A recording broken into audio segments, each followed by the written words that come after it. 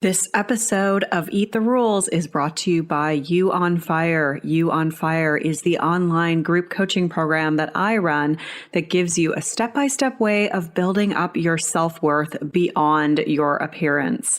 With personalized coaching from me, incredible community support, and lifetime access to the program so that you can get free from body shame and live life on your own terms. Get details on what's included and sign up for the next cycle at summerinanen.com/you on fire. I'd love to have you in that group. This is Eat the Rules, a podcast about body image, self-worth, anti-dieting, and intersectional feminism. I am your host, Summer Inanen, a professionally trained coach specializing in body image, self-worth, and confidence, and the best-selling author of Body Image Remix. If you're ready to break free of societal standards and stop living behind the number on your scale, then you have come to the right place. Welcome to the show.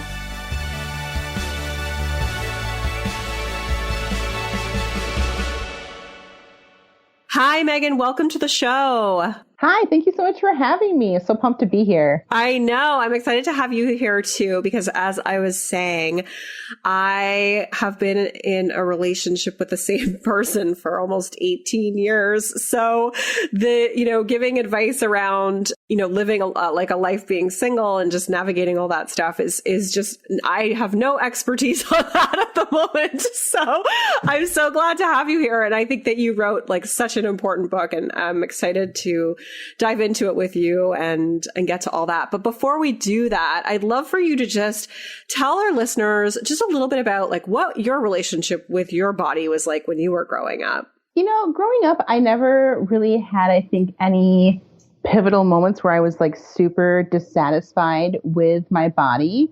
I was always the bigger of my friend group, but it never really seemed like the sticking point with, I guess, things in life. But I was aware of my size. Like I wasn't like, we can all wear the same clothes because we're not all wearing the same clothes. I think it really came to the forefront when I was in college years. And that's when I started learning more about, body positivity and inclusivity, and like seeing what kind of media I was consuming and realizing that like I need to curate my social media. So back then it was like Facebook and like Instagram was pretty new. And I was trying to be mindful of like, okay, what am I like reinforcing in my head? Because then it was, all the hype to be a certain kind of look. And it was like, well, I'm never going to look like that. So do I just live my life like being dissatisfied or just, striving for something that's just not going to physically be attainable? Or do I try to reframe how I'm looking at myself and see if I can find happiness there? And of course, it's a very long journey, even still to this day. I wake up some days and I'm like, nice, looking fine. And some days I'm like, ooh, no, looking kind of rough. And I know that is normal and that's okay. That doesn't get me down. But this is a lifelong journey. You don't just suddenly wake up one day being like, I love my body. I love everything about myself. Like everything's great. It's a total journey. And it's a lot of unlearning that I had to do along the way too, once I became like aware of what was going on around me. So I was going through life in a fog, I guess, and then realizing that, wow, all kinds of bodies and shapes are good and you can have happiness with those. Mm-hmm. Yeah. And you must see this really intersect with the work that you do, because I find that, the way that people feel about their bodies really influences like their comfort level with being single or with finding a relationship. So I'm sure you sort of like see those patterns and how, like the cultural messages that we've received around like our bodies and attractiveness and how we're supposed to, view ourselves through like the male gaze, how that's really influenced like our comfort level with either being alone or seeking out a relationship. Yeah, 100%. In my day job, and during the school year, I speak on college campuses. And there's actually research that suggests that, body image plays a huge role even in how you show up in the classroom or your friend relationship. So dating aside, just how you live your day-to-day life, it's really impactful. So I think the more we have positive messaging around bodies, the more people will feel comfortable to show up in those spaces as their authentic self.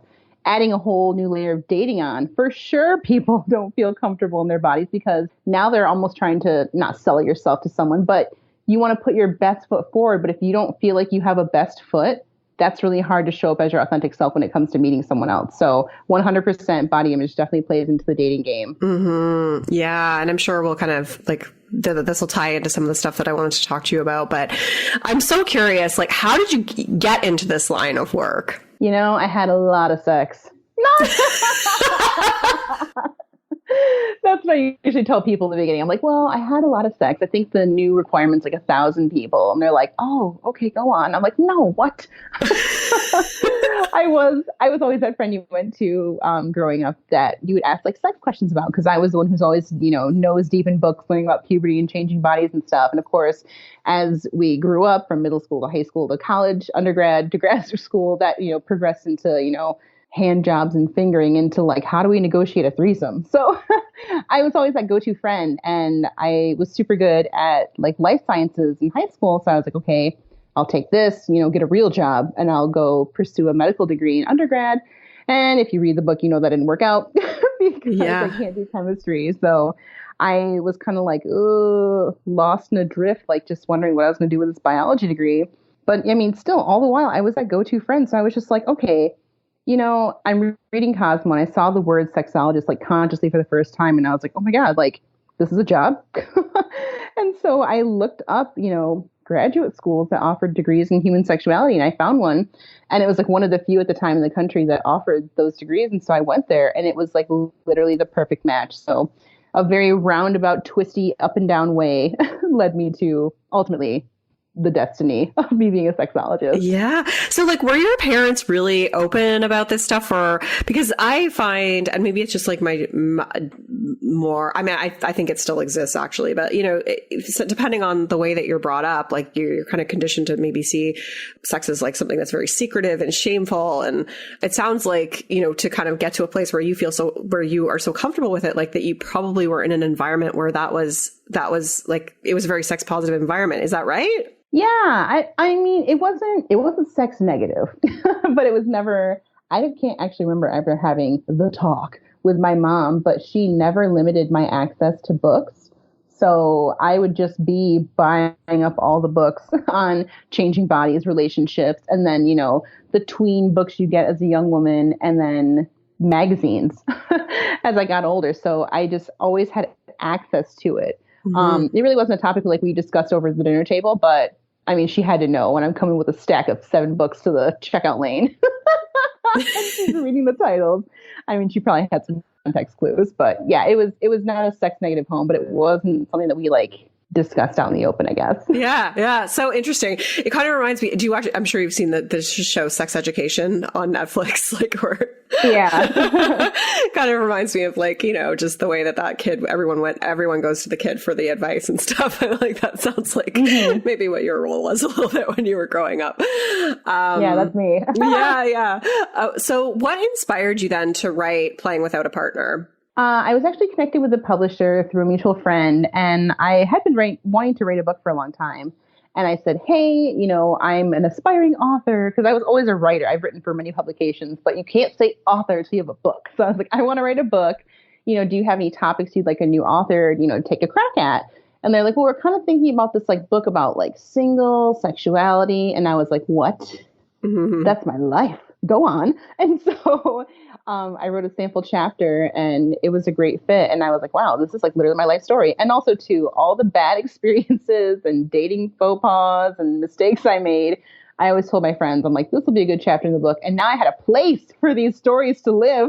So it's a fun mix of both my personal and professional side all into one cohesive platform. So it was like, again, a natural fit. Like, this is, me, I'm the single sexologist. Yeah.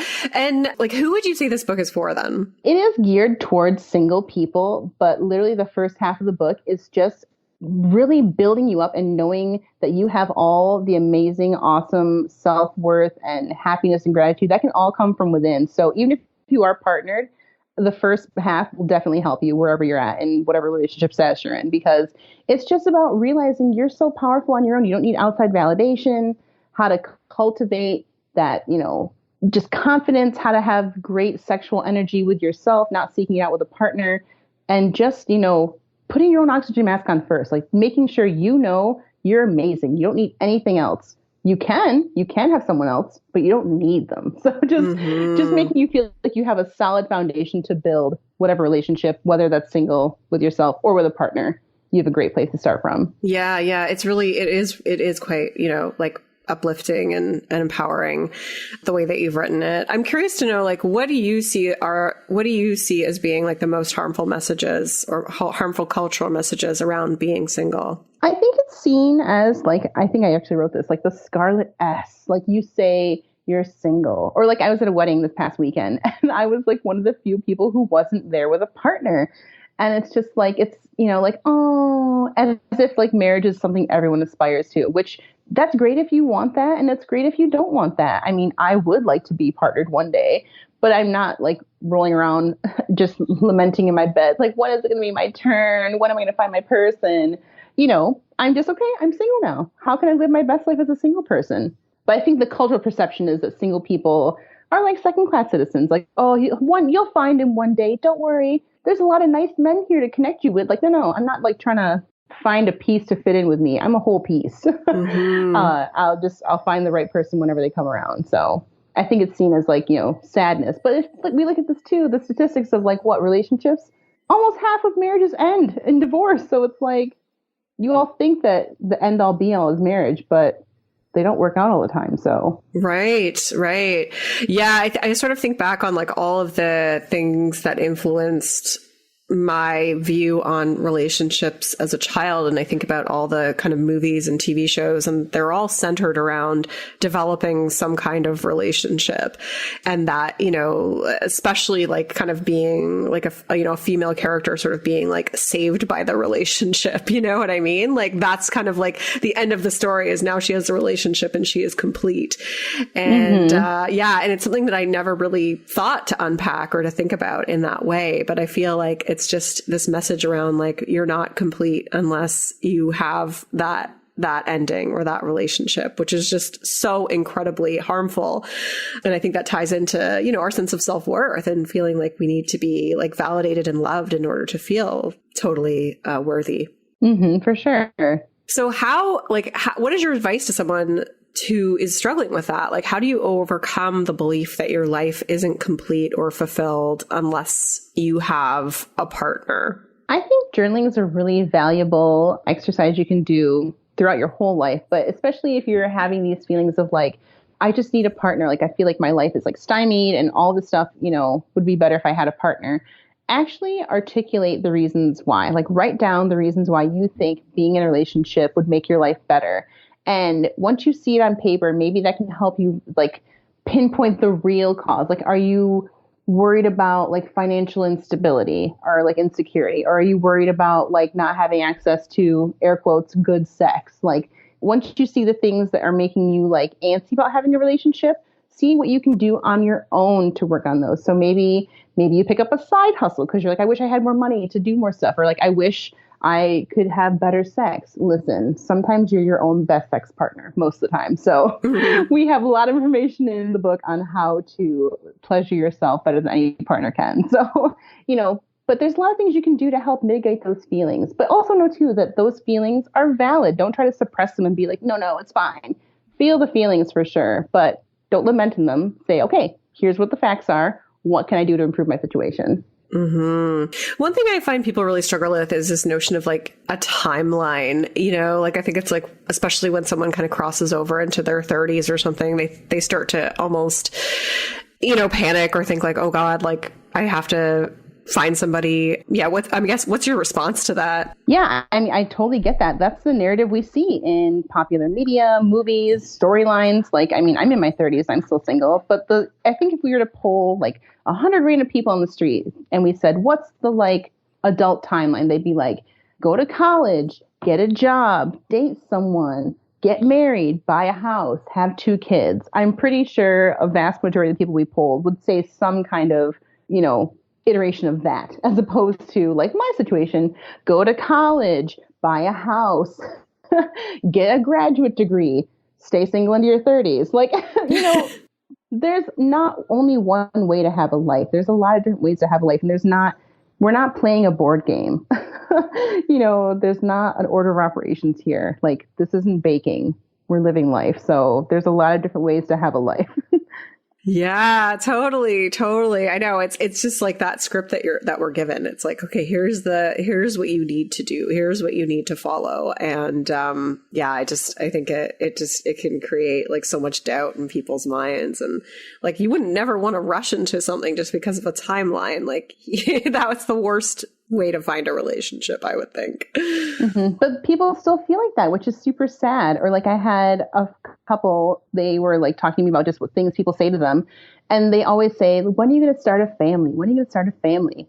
And I'm like, you're already a family. It's the two of you and your dog. Like that's a family. But in people's minds, that's like, no, when you're going to have kids, kids make a family. And it's like, there are so many iterations of family, not just one kind of, way we see on TV. So just the language people use, I'm just like, ugh, no, we don't like that. Yes. And I think there's probably still like a real gap in terms of having representation of just different lifestyles on, in popular media too. Like it still kind of follows that same trajectory of like narrative. Yeah, exactly. So in your book, you talk about like some of the things not to do to lead a fulfilling life as a single person. I'm curious to know, like, are there any that you just kind of want to speak to today because I thought those were really great. Yeah, I think a lot of people get caught up when they worry about the future. Short of you being a magician or some kind of clairvoyant person, you don't know what the future holds. So really worrying about the future doesn't do you any good because it's kind of like a fruitless exercise. So try to live in the present and, don't lament so much. Just try to live in the present and just see how you can live your best life. And also to me, being a single person, don't have comparisonitis when you look at other people and say like, oh, their life has progressed to such a level. I'm not there yet. When's it going to happen to me? Hey, they might be looking at you being like, wow, she has all the freedom. She can do whatever she wants. She can eat ice cream out of the fridge or out of the freezer at 3 a.m. and no one's going to say anything to her. Everyone's normal looks different. So don't worry about that. Mm-hmm. Yeah. So you mentioned that there, like what have you found to be some of the things that you love about being single? I love that I can just I'm a big cook person. So I love that I can just start baking bread at 9 a.m. or 9 p.m. and just, go until the wee hours of the morning. I can just pick up and go anywhere. If I want to go, take a weekend trip up north, I live in Michigan. It's super beautiful, especially in the summertime. I can just pick up and go do that. I don't have to coordinate my schedule with anybody else. If, I don't have to wait and say, oh, let me talk to my partner and see what they're doing. I can be like, yes or no. I mean, sometimes I wish I could be like, let me get back to you, talk to my partner. But I can't use that excuse because they're like, it's just you, Megan, who you have to confer with. And I mean, I would say I could sleep across my whole bed, but I can't because I have a big dog and he is the master of the bed. So I just take my little corner and I'm appreciative. But yeah, I can watch whatever I want on TV and just, I can come home and just have peace. I'm all alone. So, I mean, those are some nice things. Obviously, having a partner is nice too, but there's, pros and cons on both sides. Yeah. I'm curious to know, like, with COVID sort of having been this past year and a half, I found that some of my clients who are single found it more like particularly hard. What was your experience with it? And with that, like, was that harder for you because, just not having like as many interactions or things like that? Fortunately for me, I think I was very lucky in that I lived with my sister. So we always had companionship, even though we didn't get along all the time. But also having my dog was super clutch, both for companionship and like getting me outside and just, having some sense of normalcy. And I'm a big gardener. So that was, again, really, really great to do during that time as well. And also, writing a book. That kept me busy. But I think people who maybe do live alone, who didn't have access to someone in their family group or their close friend group to, talk to, physically see or hug, or who were stuck inside and couldn't do these things, I could see how that could be really, really challenging. Fortunately, we have, social media, we have phones, video chatting, FaceTiming, Skyping. That was also super helpful. My best friend lives out of state and we're used to just conversing via the phone and texting each other. So that kind of stayed normal. So it was no like big shift for me. But I had friends who were used to like going out all the time, going to brunches and lunches and co-working and taking weekend trips. And that was really, what did my friend call it? She called it far sickness. Instead of like homesick, you're far sick. Like, I want to get away. I miss being away. So yeah, I mean, for me personally, it was it was okay. But for others, I know they really, really struggled with it. Yeah, what I sort of hear is like, you had some companionship, which I think was so important. And when you don't have that, it's like trying to just make that, like trying to find that companionship and connection in whatever kind of circumstance you can find it in, just to try to make the best out of the situation. Mm-hmm. I also had some friends who started relationships during the lockdown and now are still in them. So, I mean, anything could happen at any time. So you never know what's coming around the corner. Yeah, totally. So I wanted to talk about something that popped out to me in your book. You said virginity is a social construct. I would love for you to speak to that. Yeah, the ultimate fake news, virginity. This is something that was created by society. Okay, so let's just look at, men. What is their test for virginity? Do you have an answer for that, or no, I don't. we just trust them. It's their word, right? So they're instantly debunked. So there's no medical test. There's no physiological change. People often cite hymen, but like, listen, we ride bikes, ride horses. We hit a tree branch, climb a tree the wrong way. Our hymen breaks. Sure, that's not a definitive way to say like, oh no, she's a virgin for sure. It's made up. It's made up to control sexuality, because the only time that matters is when we're talking about like, oh, are they a virgin? We don't want them to be carrying someone else's baby, and making sure my daughter's pure. Here, take her under your protection.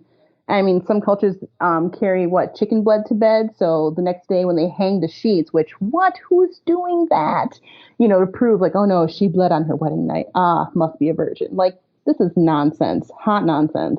So yeah, virginity is fake. Yeah. Wow. So like, was that something that you kind of learned? I'm just super curious. Is that something that you learned in school, or is that something that you figured out like kind of on your own, like prior to that, when you were just diving into all the literature and really getting into it? Oh no, I definitely learned that in grad school, because I mean, growing up, I was always like, tell me about your first time. Well, your first time what? Ultimately, they mean like PV sex, but like first time could be anything, and then we get to the whole like, what counts as real sex? Oral sex, blowjobs, those don't count. Well, oral sex has sex in the title, therefore it is sex. So it's just, the culture believes that virginity is a penis penetrating a vagina for the first time. Listen, penises aren't that special. They're not going to change you suddenly to be like, no, I've been deflowered. What? All these weird language things. And also, too, sometimes people's first sexual encounter isn't great. So if we're going to start saying, like, your first sexual encounter is the one that matters the most, we're going to be putting a lot of people who are sexual assault and rape victims in a really bad place to say, like, well, my first time was not consensual, wasn't great. If you want to use the terminology of virginity and share about your first time, you can disclose as much as you want to. That's fine. But you can also choose when you say your first encounter was. Maybe it's your first encounter that was actually good. I'd like to remember that one over a bad one. So it's just all about what identifies and feels best for you. So if someone is asking about, air quotes, virginity, I'd rather say, when was your sexual debut? When did you first do blank activity? Because for me, when they're like, oh, yeah, sex. And I'm like, what kind? Manual, oral, digital, PV, kinky? Tell me more. I have more questions. Yeah, that like really, I was like, whoa, that just like blew my mind open, because again, just really the way that I was raised, the way that I was taught was just, it was super, just like heteronormative through, and also like religious. And so it was totally about, like, you save yourself, you save your virginity for, and so I love everything you just said there. I feel like the headline of this whole thing is going to be the ultimate fake news, virginity. There's a lot of angry people in the comments. I love it. So I'm curious to know, do you still feel like there's a lot of shame around masturbation for people who identify as women, mostly, I would say? Do you still feel like there's a lot of shame around that? Do you find that with your clients and the work you do? I think generally, yes, I do. When I do see people, I'm speaking for groups, it's usually they're there voluntarily. So I don't think there's a lot of people who are like uncomfortable with sex coming to see me talk. But moreover, I think the population still has a problem with it. I mean, if we look to the feminine hygiene aisle in grocery stores or like Target or something, there's so many products targeted, at like making you smell better. Like, no vaginas don't smell like Mountain Spring or Bali sunset or whatever. Like, we have to normalize so much about what are normal vaginal odors. You don't have to smell like a bouquet of, freesia flowers. And also, we're not dirty. And like, don't look down there. Don't touch down there. You're dirty down there. But it's like, then you want us to like open up and share it with a partner. When are you going to pop out babies? It's the messaging is so mixed up on so many different levels that I think unless we get clear education from the beginning to help women grow up normalizing vagina smell like vagina, you don't have to be douching. You don't have to worry about constantly thinking that you have a smell or an odor, or you need to be using these sprays or products. Looking at your vulva, understanding your anatomy, knowing what the baseline normal is. So when something does go amiss, you can identify that and you're not feeling shame because you're like, this discharge is not normal. What's it look like? I should go see a gynecologist because I've got a yeast infection, but there's still so much shame and stigma just on that alone. So then to say, hey, that thing you're uncomfortable with, you don't like looking at or touching because you think it's dirty, it can also give you great pleasure if you touch it. It's like, I'm not doing that. That sounds gross. I don't want to touch that.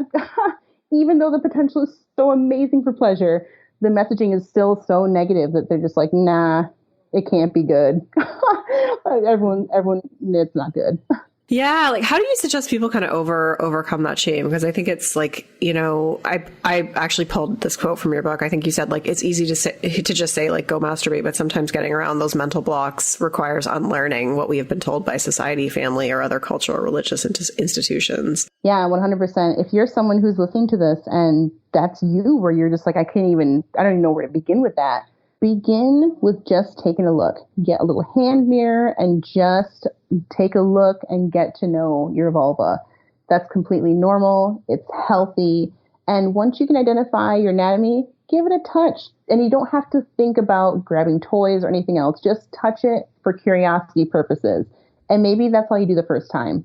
Revisit this activity and explore more and more. Obviously, hotspots are, clitoris, in the vagina, G-spot. Maybe you want to have a little bit of anal play. Hey, that's all good. That all comes in time and with your level of comfort. So the more you get in touch with your vulva and understand what she looks like, what feels good and what doesn't, then you can start to explore with different touches, percussive tapping, maybe some rubbing. Lube is your friend. Lube is super great. Maybe you want to venture out and get a toy. That's totally normal, safe, and healthy too. And explore with that. And so just as your confidence builds, the more knowledge you have, the easier it will be to experience these really awesome sexual feelings. But baby step, just take a look. Start there and see how you can grow from there. Yeah. And that reminded me of how I feel like there's like shame around that because of, what we sort of see presented to us in like, pornography or, in anything like that, where every vulva kind of looks the same way. And yeah, so what's your response to that? Like, how do you overcome that kind of shame, I guess, too, just around like, oh my God, like, this is what it looks like. Like, is this weird? Like, is this unattractive? Like, that's something that I feel like a lot of people would kind of think about and struggle with too. Yeah, that's a super good point. In pornography, there's a curated look. These are actors and actresses who are being cast for roles.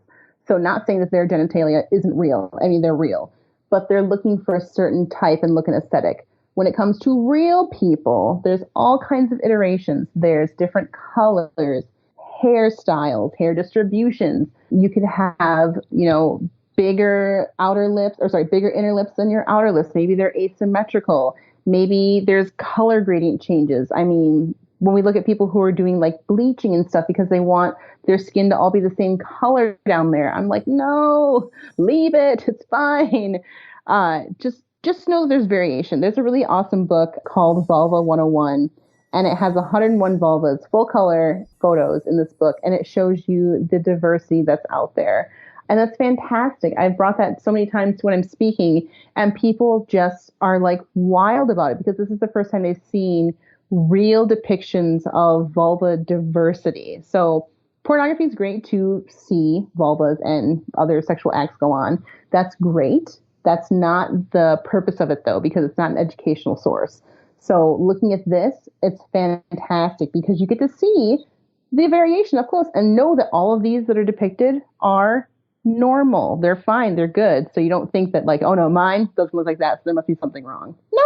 No, nothing wrong. Yeah, that's so good. I'll include the name of that book in the show notes because it's kind of like we talked about up front, like you talked about curating your social media feed to, just expose, like to have more body diversity and whatnot. And that's something that like we talk about all the time here. And but you don't see the vulva, like you don't see any kind of variation in genitalia because all the pictures are obviously people wearing clothes for the most part. So I think that's super important because that's a part of ourselves. And I think that we can hold a lot of shame about that and be self-conscious about the appearance of that. And so I love that there's a resource out there that has that diversity because I feel like that could be super helpful for some people. Mm-hmm. I wish that was taught in school, but I feel like at least in the US, any kind of nudity is seen as inherently sexual, which is not the case because I think if we had these photos shown as children are aging, they would know, okay, yeah, I'm normal. This is fine. But that's like, I don't know, 2080, maybe. I can't see anytime soon people being like, oh yeah, we'll approve this book to be shown in the classroom, even though I'd be like, hey, bodies are bodies, but I don't know. We're not there yet. I think it should be integral for everyone to see, like everyone, because, and I know I'm speaking to this through like a bit of a heteronormative lens again, but for cis like men, like that would be so important for them to see, like, because all they're seeing is what they find in pornography. And like, that's not okay. They need to see the diversity too. Yeah. I just got a book. I'm actually looking on my shelf right now. I believe it's called Manhood. Yes. Manhood, the Bare Reality. I just got this. It's a book again with full color photos of penis diversity. Okay. And yeah, Manhood, the Bare Reality. It's wonderful because, again, we're seeing a very curated sampling of penises in pornography. Not saying those penises aren't real, but that's a little subset of the vast majority that are available, not on the market, but like available in the world. And so if you don't see yours represented in pornography, that can make you maybe feel insecure when your penis is actually totally normal. Mm-hmm. Yeah. Awesome. So helpful. So one last thing I just wanted to kind of ask you about was, one of the common things that I find when I'm doing work with people is really helping them to reconnect with their body and like really connecting with their needs and their desires and their feelings. And so, what would your recommendation be for someone who feels disconnected from sexual pleasure in their body? Yeah, I would just say take it really, really old school and back to basics. Have time. Take time out of your calendar and block off time. Like, this is time for me to just relax and play. Make a comfortable spot. Maybe it's the couch. Maybe it's your favorite like big squashy chair or like the bed. And just get really comfortable. Set the whole mood so you can have comfort on all your levels. Maybe it's light a nice candle, low light so your eyes are comfortable, nose is happy, and your body's comfortable. And just explore your body. Just touch it with no expectations for an outcome. You're just exploring on your own and just seeing what sensations come up. And you're exploring how, maybe the inside of your arm, skin by your wrist, that's super thin. It feels nice when it's like lightly stroked. Maybe like a little bit of nails on that. And just feel those sensations and see how your body reacts to them. And again, no pressure, because if you have that pressure to perform, or you have a pressure to have an expected outcome, that's not good. Your body doesn't want to respond to that. But if you just go in with curiosity and just see how your body responds, you might surprise yourself and be like, oh, I'm kind of getting turned on. And if not, that's okay too. Definitely revisit this exercise.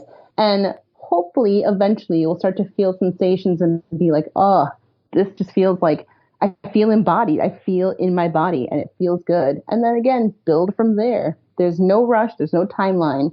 And there's always things you can do to help, build those feelings and reconnect with your body. Mm-hmm. And I feel like that, as someone who solely focuses around helping people with body image, like I feel like that is such a great thing to do to, foster a more healthy body image within yourself too, is to connect with that and, to see like how amazing your body is and to become more embodied, because what I find is like the majority of people I work with, they're up in their heads all day and they're completely disconnected from their bodies. So using this as a way to kind of like reconnect with that and become more embodied is it can be so powerful. Yeah. And especially if you're having issues where you feel like you want to change your body, and you can change your body anytime. That's totally fine. Like, we're not saying you can't do that. But if you're feeling like you're unhappy in the skin that you live in, reconnecting with your body and realizing how good it feels right now as it is, how much pleasure you can bring yourself with this body you air quotes don't like,